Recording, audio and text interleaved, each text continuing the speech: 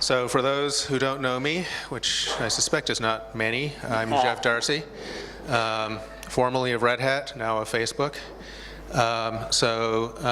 This summer, we were doing some work. I was planning to do some work on quality of service and throttling at Facebook.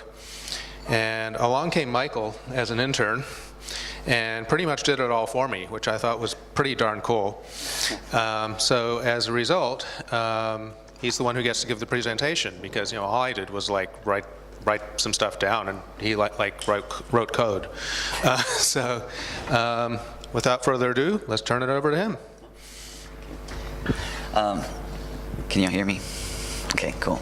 Hi, my name's Michael. I was a former Facebook intern last summer, and I'm currently a student at Caltech in Los Angeles, California. And I'm going to tell you a little bit about what I learned about throttling Gluster at Facebook scale, specifically why it's needed and how we got along to achieve it.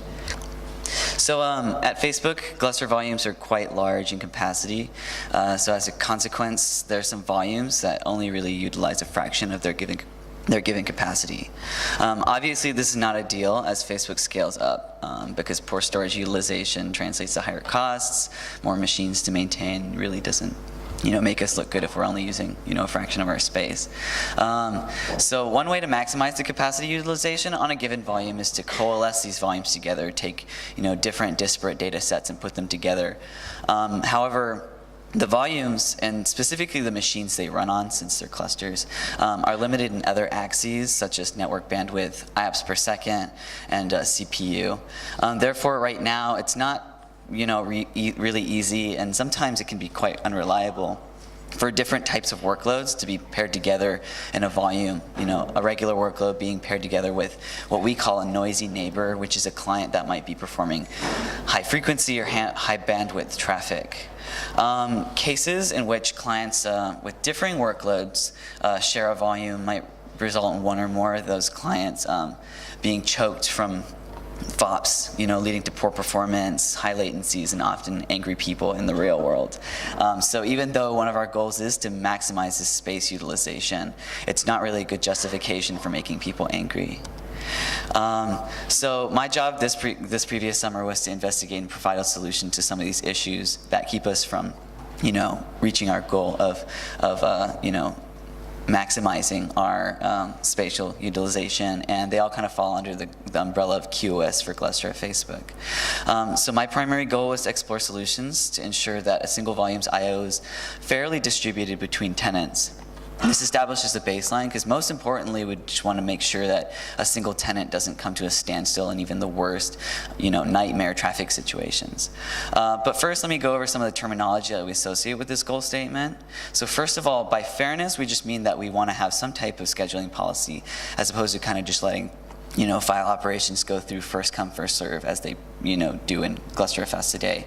And at this point, we're not really super worried about making sure it's precisely accurate, extremely fine-grained QoS.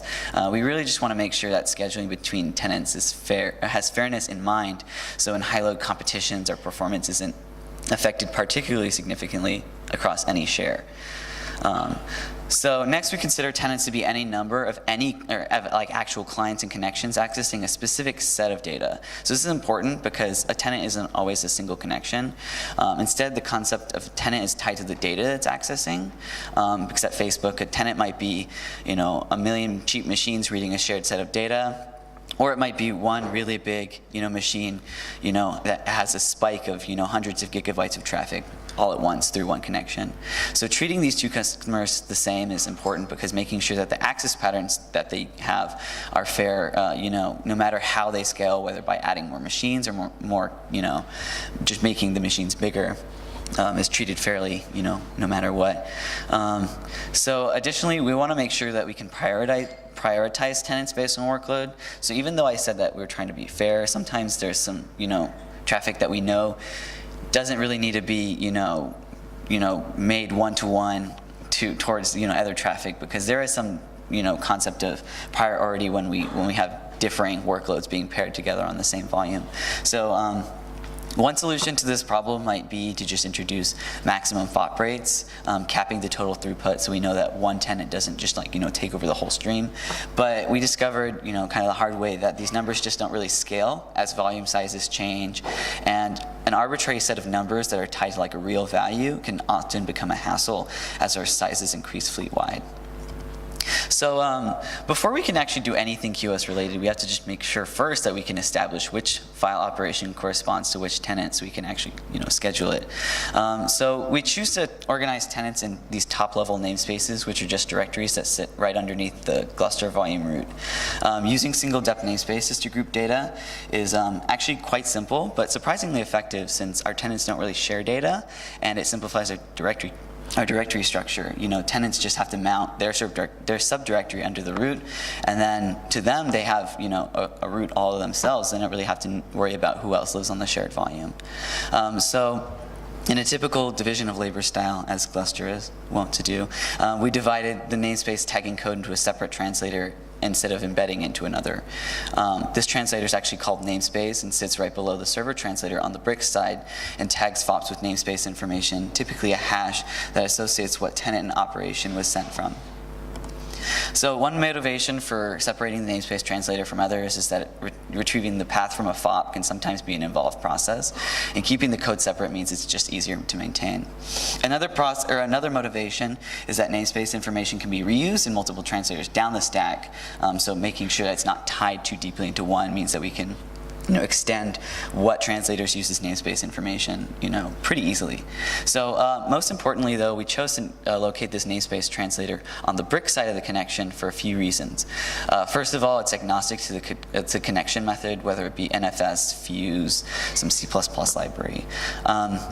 And being located on the brick side means that operations are balanced on the machine that actually has, the real hard limits, because it's important that, for example, if we have two streams of FOPs that are being, separated using DHT to two different bricks, then what's the point of even, throttling one, because they're not affecting themselves on the hard drive anyways. So these pros don't come for free. Brickside namespace tagging is a little bit expensive because we don't have any client information, which we could theoretically use as a hint for what namespace to tag FOPs with. And in the worst case, sometimes the information we're given on the brick side is opaque. One big question is, how do we retrieve a namespace from a GFID, which is just a string of alphanumeric characters? So let me give you a high-level overview of what the namespace translator does. So for each FOP, we try to retrieve its path. Since the namespaces are flat, we just take the first directory in this directory list, and we hash it to make a 32-bit unique identifier called the namespace ID. Then we cache that namespace information, so on subsequent lookups, we hope that we're going to do more than one FOP for each file. The repeated lookup is a little bit faster. It's just a lookup at that point in some hash table. And for some FOPs, this path, lookup process is pretty simple. FOPs like open and create have paths associated with them since they're opening up a physical file, and we just retrieve the path straight from the FOP and do some substring hashing on it. We're good. But a lot of the FOPs in Gluster actually are instead associated with an opaque file descriptor. They're quite common. FOPs like read and write and some locks are file descriptor based. So sometimes we only have partial information about what file we're acting on, such as a GFID or a parent's GFID during heals. To help with the existing the existing Gluster code base gives us a few more operations to look up the path string with, each one being a little bit more expensive every single time. But in the worst case, we might actually have to just rebuild the whole path from GFID trees, and that's not really great. But even in the worst case, even though this is an expensive operation, we cache it. So on subsequent lookups, it's pretty much free. So in the long run, it never really showed up to be a problem. Then since we have the namespace ID that we put into the stack, all we need to do in subsequent translators is to look up this ID, construct a map between namespace IDs and namespace strings, and we know exactly what namespace we're running on for every single FOP.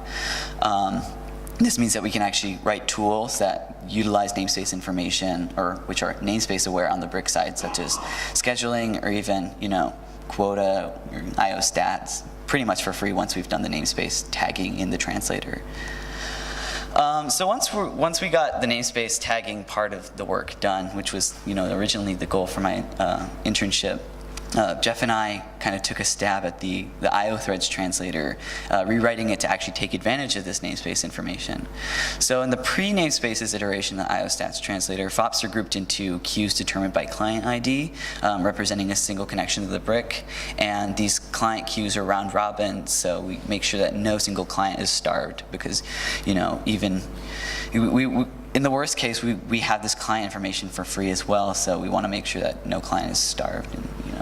But to take advantage of these new namespace information that I added, I modified the scheduling code so instead FOP queues are grouped by namespace, and each namespace has its own single queue that's round robin. And this helps us ensure that a single connection or like higher connection count tenants aren't really treated better or given more priority implicitly just because they have more connections to the brick. Additionally, each namespace can be given a weight in a global configuration file, and the weight specifies how many times that queue is chosen in a certain time frame to be dequeued and have a file operation served from it. And this weight number is completely abstract. It's not really tied to an actual FOP rate or other physical measurable rate. And ideally, each customer's realizable FOP rate at any period of time is approximately proportional to the total sum of the namespace weights, and it's proportional out of that total. So even as the total FOP rate of the brick fluctuates, the hard drives sometimes have differing FOP rates at certain times just because of the way that the data accesses are laid out. We should see proportional traffic or semi-proportional traffic on each namespace over the long run. So this is actually realized by a clever little, I call it a clock algorithm that Jeff came up, which resembles round robin dequeuing, but differs in the way that it allows us to visit a queue more than once in a round robin cycle. And the number of times we revisit this namespace's FOP queue is proportional to its weight, thus giving that proportionality that we're trying to achieve. So in the future, we might revisit this algorithm. Future work could be done to abstract some of these operations out of IO threads so we can plug in different implementations to compile on runtime. But before we talk too much about this future work, let's take a look at how this weighted fair queuing performs. So here we've graphed some sample data that was collected by Jeff, and I've identified some regions where the different weights were adjusted between two shares of the time. So I've got bracketed 5 distinct periods where namespace weights were adjusted, and then the last one they were just turned off. The whole weighted fair queuing algorithm was just turned off. And when we actually go ahead and adjust the rates, we see the FOP rates, or the weights, we see the FOP rates reflect themselves pretty consistently. Even when there are performance spikes, like you can see at the beginning of the 1 to 3 test, both shares react proportionally. They both kind of spike up, and that's exactly what we should expect, since they're not based off some hard FOP limit, but instead of just a proportional. So. And then, even more surprising is when we turn off fair queuing, the namespace rates kind of just go crazy. And this is the type of traffic that we expect when we have two shares fighting in a high load situation. And obviously this behavior where we just have the FOP rates fluctuating like crazy is not optimal. Even on the 1-to-1 test where we have true fair queuing, the variance is much lower, and and obviously this can kind of show that the weighted fair queuing puts a gap on, or puts a cap on how much we can see our FOP rates kind of flail around. So here I've graphed the ratios between the two FOP rates. So here's where you can actually kind of see the weights come into play. So you can kind of see for each one, they sit around their given weight ratio. For the 1 to 2, you can see it sits around 2. 1 to 3, it sits around 3. And you can also see that even the ratio between the FOP rates are really, really spiky, and that's something that we really don't want to have to do. Now, it's important at this point to note that weighted fair queuing only really takes effect in high load situations. In this test, for example, the two shares are completely saturating the brick. The brick is giving out as many IOPS as it can. But honestly, fair queuing really only needs to be solved in these high load situations, because in low traffic situations, the sum of the two doesn't even overload the brick at all, and the traffic will come out whenever as it goes in. So the clients can already kind of get their traffic through without choking the brick, causing any fuss. So there's still a lot of work to be done. Some ideas might be extending other translators to be namespace aware. For example, a simple quota translator that doesn't need arbitrary depth quota namespaces could be written to just take advantage of this queue, and it would actually be probably quite simple to write. And upstreaming this code is also a goal, and we've taken some steps to make sure that this code gets out to the the public Gluster community as well. And then let's see, and then IO Threads also has a lot of work that can be done. As it stands, it's a quite effective and simple translator, but extending to have some pluggable scheduling algorithms might be smart. So as we learn how to tune our volumes, and as we find some better algorithms to fully enforce what we need out of QoS, and then the namespace code that I wrote is still somewhat naive to some of the more important features in Gluster, such as healing and rebalancing and snapshots, and especially with a lot of new exciting Gluster changes, like Rio and other things like that coming. Some special care needs to be taken when upstreaming this code so it all plays nicely with these new changes. But that's all I've got to say. So any questions, anyone?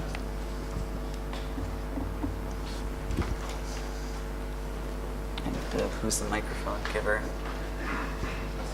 Oh yeah, sorry, here's the other microphone.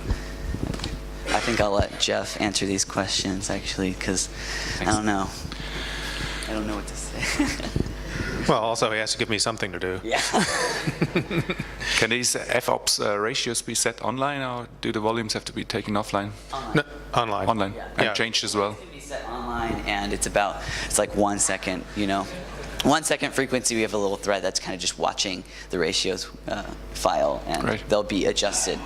So. I'm interested to know how this could work together with NFS.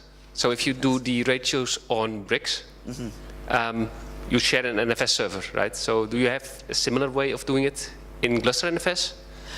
So actually, the NFS server actually has an instance of IO Threads as well, and theoretically you could put the namespace translator on the NFS side, and also kind of do the same queuing, because all you need is kind of the namespace translator to sit above the IO Threads translator in the stack. So if you wanted to do that on the namespace side of the stack too, it's just for our goals, we just wanted to keep it on the brick side as well. So. Okay, thanks. Actually, a side point to that is that there was previously some code that we had to do the namespace identification in the NFS server, but that only worked for NFS, and so we deliberately wanted to have something that we could deploy in any place. You probably don't want to do it twice. You probably don't want to do it both at the NFS layer and at the brick layer. They're going to interfere with each other. But yeah, this gives us flexibility, and probably next year we'll be showing how it works when we do those two different approaches. Okay, so one question. Is the namespace a dependency for the IO thread changes, where can I have today's different clients, as in client connections, as a namespace just like that, as a separate ID, and assign the queues separately? I'm not quite sure I understand that. No. So you anyway do the FOP queuing based on the namespace. So namespace as an ID. So today, can you make just the connection ID as some ID there and queue the request as per the connections? In theory, yes. Yeah. I think the way the code is written right now, that's not implemented. Okay. A similar idea, which Michael mentioned, was integration with other features like self-heal and rebalance, was that we would treat those as special namespaces, much like we do with the PIDs now, where you have real PIDs for real clients, and then you have these fake ones that we make up for our internal activities. And so that actually gives us a very important knob that I've wanted for years, which is being able to control. It's like I want my rebalance to go really quickly at the possible cost of starving out user I/O, versus I want my rebalance to take as long as it's going to take, because user I/O absolutely has to be preserved. Exactly. And this gives us a very fine-grained control for all of those things plus the tenants versus each other, all within one coherent framework. Exactly. Yeah. Okay, that's good.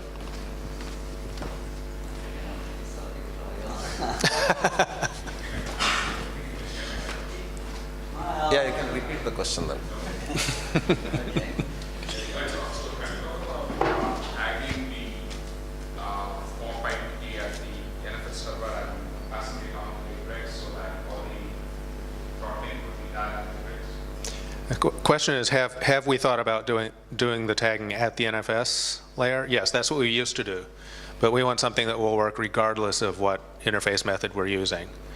So that's what this gives us. Why did the graph look different for 1:1 ratio and QoS off? Why did the graph look different for the 1-to-1 ratio and the QoS off? Because the 1-to-1 ratio is actually doing some enforcement. It actually not as, it didn't seem as strong as it should be in the 1-to-1 case as I would have thought, and that's something that I want to investigate. But it's still keeping things damped down a little bit in terms of the ratios. With QoS off, it's just, it's the Wild West. It's like whatever happens, happens. It's basically just first come, first served. You know, you could have a really strong network connection on one of the clients, and you know. Yes. Did you experiment with 3 or 4 or more concurrent? Did we experiment with more than 2 concurrent tenants? Yes. I wasn't able to get good enough data from that because this was like right at the last moment that we actually had a little bit of trouble trying to generate enough traffic to really make this count in our test environment. We can do it really easy in our production environments, but that's kind of not cool. That's again something that we'll be looking further into. And as far as I could tell, it would work, but I just couldn't get anything that like really showed it.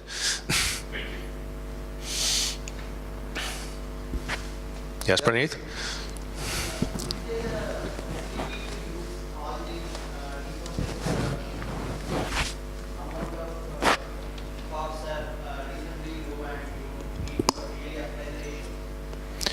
So you're talking about different FOPs having different costs, or? No, so if there is a ratio, but the FOPs that are coming in are not coming from all the resources that are there. Is there a facility to ignore the ratios and just use all the? Is there a facility to just ignore all the ratios and use all the capacity? That is actually what happens at low load.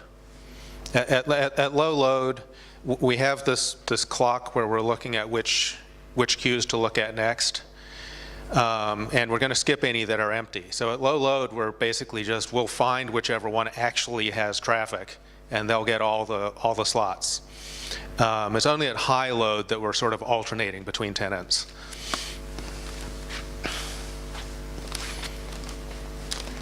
Well, thank you all.